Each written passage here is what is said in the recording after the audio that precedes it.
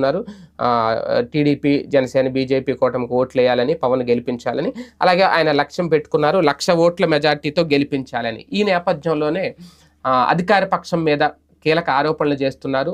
డబ్బు కట్లో చెత్త వాహనాల్లో భారీగా తరలించేస్తున్నారట. చాలా చోట్ల దొరికేస్తున్నారట. వివిధ రకరకాల పొంతం లేని పేర్లు చెబుతున్నారు అనేది. అంటే పిఠాపురం నియోజకవర్గంలో ఏ స్థాయిలో డబ్బు పంపిణీ జరుగుతుంది, ఈసారి పవన్ని ఓడించడానికి వైసీపీ ఏ స్థాయిలో ఖర్చు చేస్తోంది అని చెప్పే ప్రయత్నం ఆల్రెడీ అదొక రకమైన ప్రచారం మొదలుపెట్టేశారని చెప్పాలి.